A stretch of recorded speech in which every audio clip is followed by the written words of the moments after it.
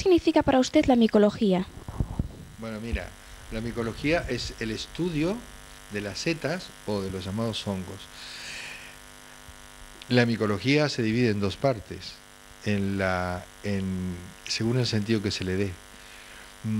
El estudio de hongos patógenos, que son microscópicos y que atacan el ser humano en ocasiones, eso también es micología. O el estudio de las setas, que son las que todos conocemos, que nacen en el bosque o en los campos, y que algunas son comestibles y otras no. Eso es la palabra de micología. Mico quiere decir hongos, viene de la palabra de los hongos, y logía, estudio de ellos.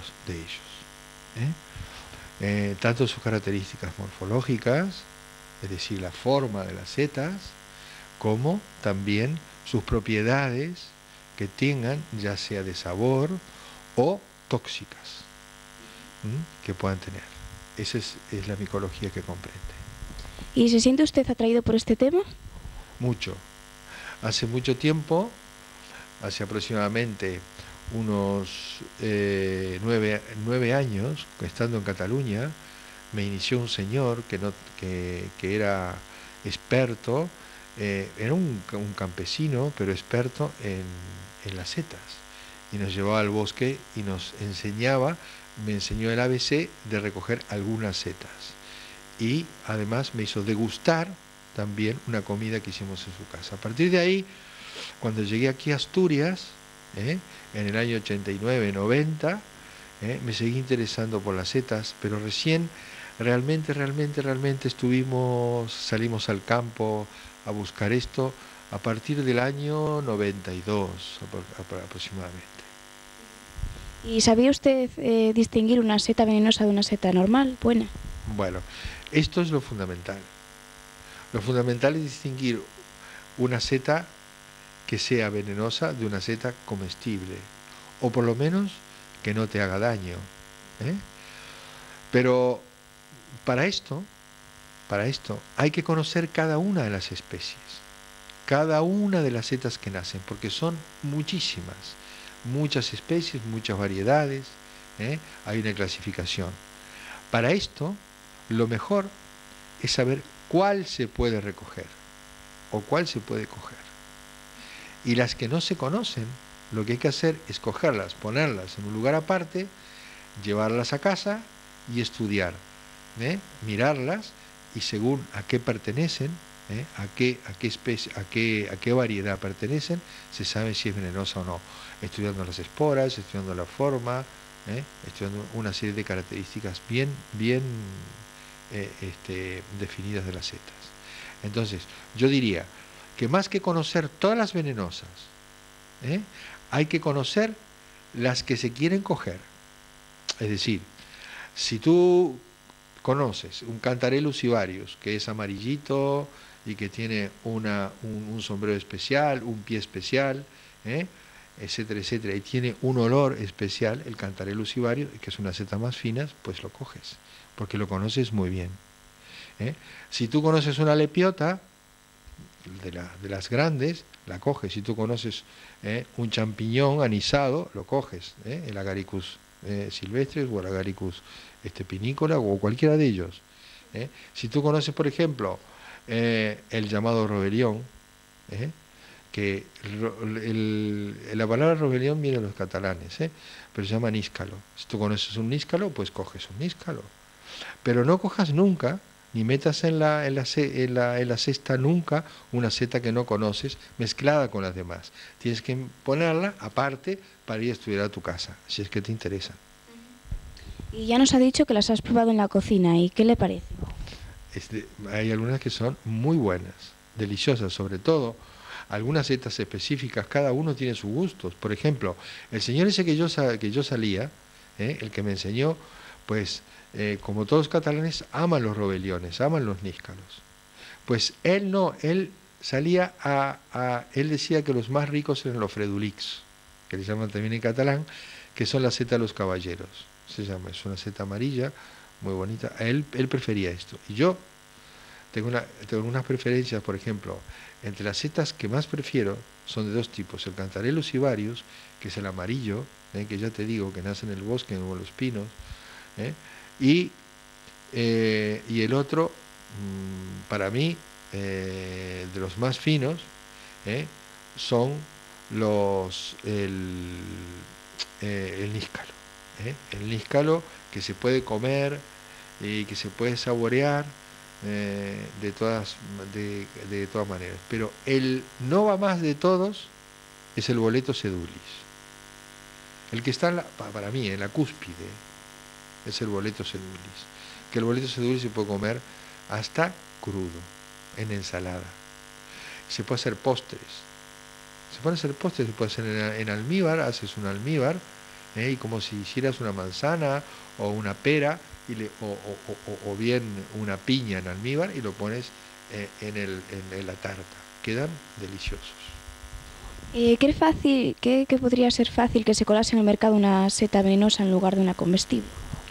Bueno, en general, los mercados de setas silvestres que he visto, no los he visto en Asturias, en general los he visto en Cataluña. En las setas que se venden aquí en los supermercados, son setas inconfundibles y son setas cultivadas, como los champiñones, así que no se pueden confundir, prácticamente es imposible.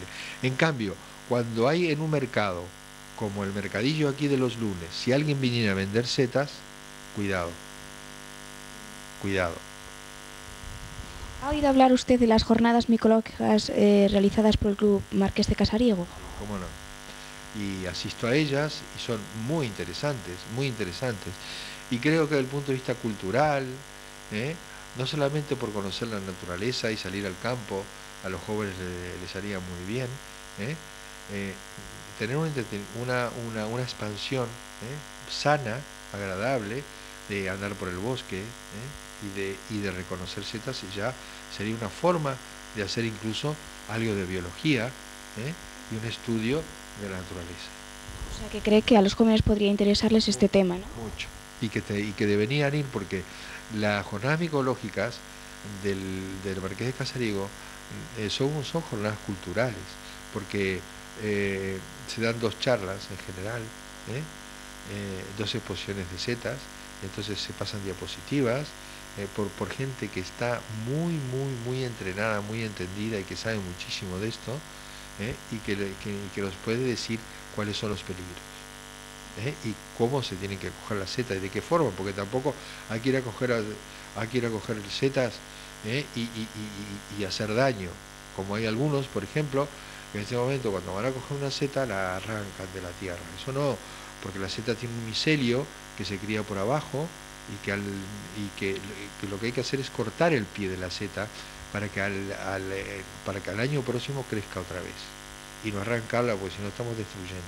Es como todo, la naturaleza, hay que cuidarla, hay que amarla y hay que saber de qué forma la podemos conservar. Pues muy bien, esto ha sido todo.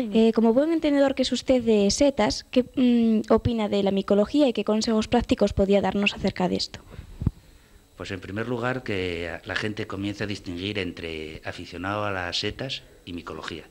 La micología es realmente difícil y prácticamente inabordable, porque es una ciencia muy nueva, muy cambiante y con unos nombres que se las trae muchas veces. Lo que sí es fácil es la afición a las setas y llegar a conocer un cierto número para no tener problemas pues de intoxicaciones o de sustos es relativamente fácil. Yo creo que ese es el camino por el que tiene que empezar cualquier aficionado, que suele empezar por la mesa.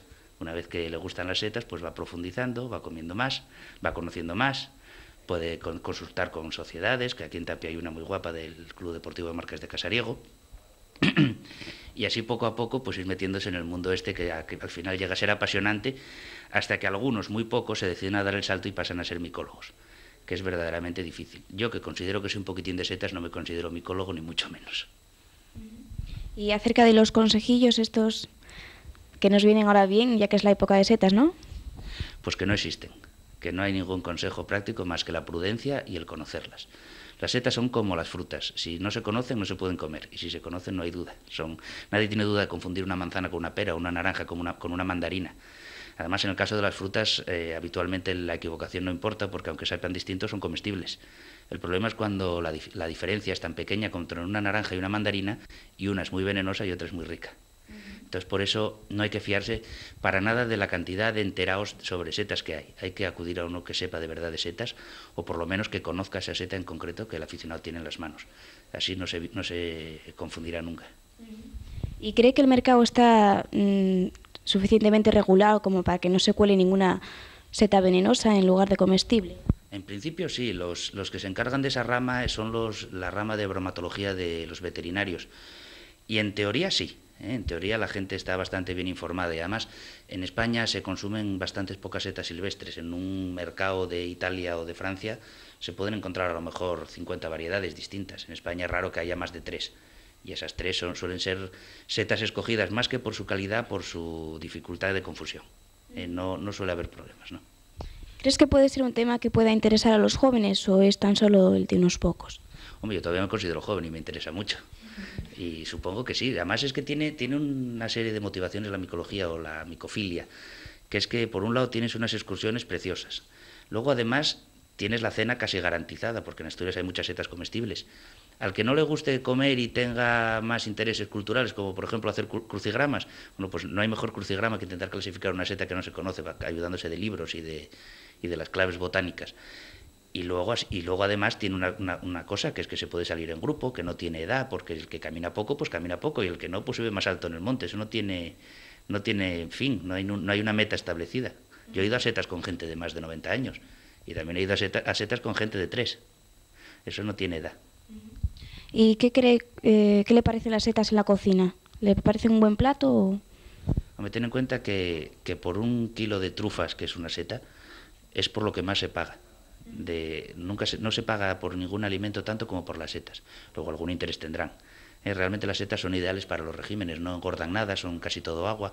Lo que tienen son unos aromas inconfundibles y únicos.